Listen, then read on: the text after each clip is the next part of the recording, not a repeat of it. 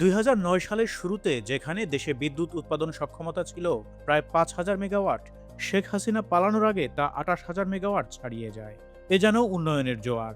অথচ বাস্তবতা পুরো উল্টো। বিদ্যুৎ উৎপাদন সক্ষমতার অর্ধেকের বেশি অংশ বসিয়ে রেখে হাজার হাজার কোটি টাকার ক্যাপাসিটি চার্জ দিতে হচ্ছে। অপরিকল্পিত উন্নয়নের কারণে বছর বছর বাড়ছে বিদ্যুৎ খাতের ভর্তুকি। উচ্চ ক্যাপাসিটি চার্জের সাথে উচ্চ মূল্যের জ্বালানি বাড়িয়ে দিয়েছে বিদ্যুৎ উৎপাদন ব্যয়। হাসিনার ১৫ বছরের শাসনামলে বিদ্যুৎ উৎপাদনের গড় ব্যয় ৪ গুণ হয়েছে। ভর্তুকি দিয়ে সরকারের পক্ষে এ চাপ সামাল দেওয়া সম্ভব হয়নি। ফলে বিদ্যুতের পাইকারি দাম ১১ বার এবং গ্রাহক পর্যায়ে ১৩ বার বাড়ানো হয় হাসিনার শাসনামলে।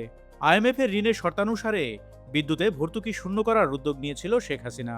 এজন্য বছরে ৪ বার করে ৩ বছরে মোট ১২ বার দাম বৃদ্ধির পরিকল্পনা নেওয়া হয়। এদিকে নতুন সরকার দায়িত্ব নেয়ার পর বিদ্যুতের দাম ২ বছর না বাড়ানোর ঘোষণা দিলেও সিদ্ধান্তে অটল থাকতে পারেনি। জ্বালানির উচ্চ মূল্য, ভর্তুকি বৃদ্ধি ও বাজেট ঘাটতি সামাল দিতে বাধ্য হয়ে বিদ্যুতের দাম বাড়িয়েছে সরকার। এ নিয়ে ২০০৯ সাল থেকে এ পর্যন্ত মোট ১২ বার বাড়ল পাইকারি বিদ্যুতের দাম। আর গ্রাহক পর্যায়ে বিদ্যুতের দাম বাড়ানো হলো মোট ১৪ বার।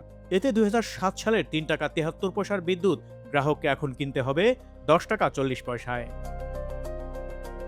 বিদ্যুতের দাম বৃদ্ধির চিত্র বিশ্লেষণে দেখা যায়, ২০০৯ সালের জানুয়ারিতে আওয়ামী লীগ সরকার ক্ষমতা গ্রহণের শুরুতে বাল্ক বিদ্যুতের দাম ছিল ২ টাকা ৩৭ পয়সা।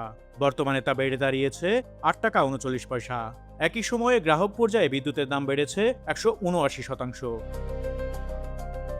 চলতি মাসে বিদ্যুতের দাম বেড়ে হলো ১০ টাকা ৪০ পয়সা।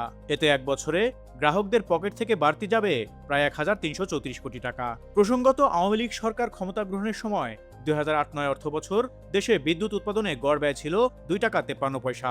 বর্তমানে তা ১২ টাকা ছাড়িয়ে গেছে।